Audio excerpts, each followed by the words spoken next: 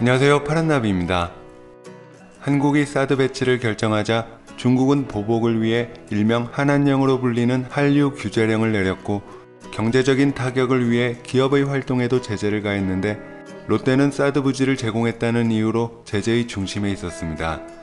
중국의 경제 보복 소식이 나올 때마다 빠지지 않고 등장했던 롯데는 마트와 제과는 물론 음료와 백화점 등 중국에 진출했던 대부분의 사업이 타격을 입으면서 막대한 손해를 입고 철수하는 상황이었는데, 며칠 전 중국이 2년 남짓 멈춰있던 선양시 롯데월드타운의 공사 재개를 허가하자 롯데는 상황을 면밀히 검토하면서 고민이 많은 모습이었습니다. 이러한 중국의 변화에 전문가들은 다양한 의견을 내놨는데, 외국 투자기업에 대한 개방을 강조하고 있는 중국 정부의 최근 정책 방향과 무관치 않아 보인다는 의견과, 외자 유치를 통해 경기를 부양시키려는 의도가 담긴 것으로 보는 시선이 많았습니다. 또한 총 3조짜리 프로젝트에서 이미 2조가 투입된 만큼 중국 기업에 매각하고 빠져나올 것이라는 의견도 있었는데, 특히 네티즌들은 유독 많은 피해를 입은 롯데가 정책이 언제 또다시 바뀔지 모르는 상황에서 공사를 재개하고 사업을 지속하기 어려울 것이라며 그렇게 당하고 또 들어가겠냐는 반응이 많았습니다.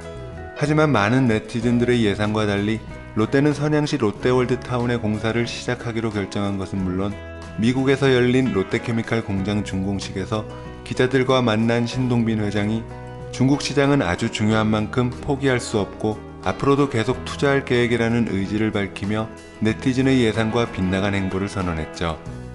사실 신동빈 회장의 중국 사랑은 이미 잘 알려져 있습니다.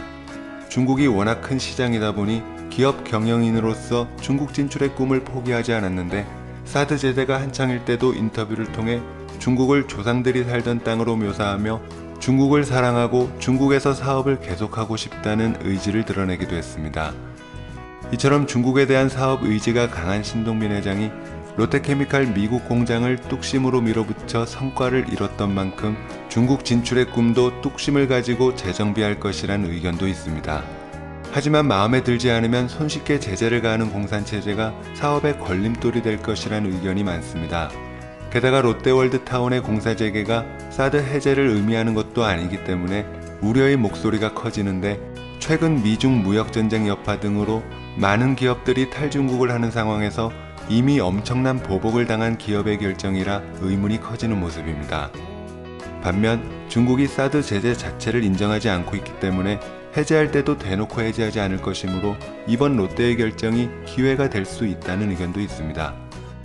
이처럼 다른 의견이 나오는 상황에서 네티즌의 예상을 뒤집은 롯데의 중국 사랑이 어떤 결과로 이어질지 관심 끌 것으로 보입니다.